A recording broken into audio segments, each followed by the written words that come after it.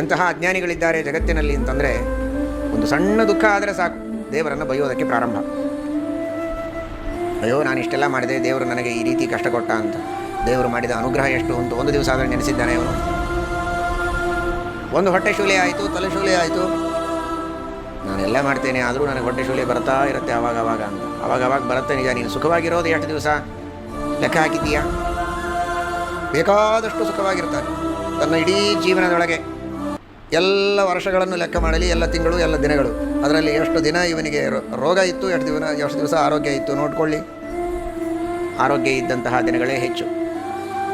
ಅನಾರೋಗ್ಯ ಇದ್ದ ದಿನಗಳಲ್ಲಿಯೂ ಇವನಿಗೆ ನೋವು, ಕಷ್ಟ, ನಿಜವಾಗಿ ತೊಂದರೆ ಆಗೋದು ಎಷ್ಟೊತ್ತು, ಸುಖವಾಗಿರೋದು ಎಷ್ಟೊತ್ತು?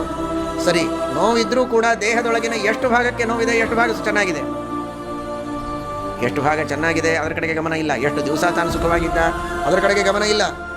ತಾನು ಮಾಡಿದ ಪಾಪಕ್ಕೆ, ತಪ್ಪಿಗಾಗಿ ಭಗವಂತ ಇವನಿಗೆ ಕೊಡಬೇಕಾದ ಕಷ್ಟ ಬಹಳ ಇತ್ತು. ಅಯ್ಯೋ ಪಾಪ ಅನುಭವಿಸಲಿಕ್ಕೆ ಆಗೋದಿಲ್ಲ ಅನ್ನೋದಕ್ಕೆ ಅದನ್ನು ಕಡಿಮೆ ಮಾಡಿ ಮಾಡಿ ಮಾಡಿ ಇವನ ಯೋಗ್ಯತೆಗೆ ಅನುಭವಿಸಲಿಕ್ಕೆ ಎಷ್ಟು ಸಾಧ್ಯವೋ ಅಷ್ಟನ್ನು ಮಾತ್ರ ಬಿಸಿಯಾದ ಪಾನೀಯವನ್ನು ಆರಿಸಿ ಆರಿಸಿ ಮಗುವಿಗೆ ಕುಡಿಯುವುದಕ್ಕೆ ಸಾಧ್ಯವಾಗುವ ರೀತಿಯಲ್ಲಿ ಮಾಡಿ ತಾಯಿ ಮಗುವಿಗೆ ಕೊಡುವಂತೆ ಭಗವಂತ ಸ್ವಲ್ಪ ಸ್ವಲ್ಪ ಇವನಿಗೆ ಕಷ್ಟ ಕೊಡಬೇಕು, ಪಾಪ ಮಾಡಿದ್ದಾನೆ ಅನ್ನೋದಕ್ಕೆ ಅಂತ ಕೊಟ್ಟರೂ ಕೂಡ ಅದನ್ನೇ ದೊಡ್ಡದಾಗಿ ಮಾಡಿಕೊಂಡು ದೇವರನ್ನು ನಿಂದೆ ಮಾಡ್ತಾರಲ್ಲ, ಎಂತಹ ಅಜ್ಞಾನಿಗಳು.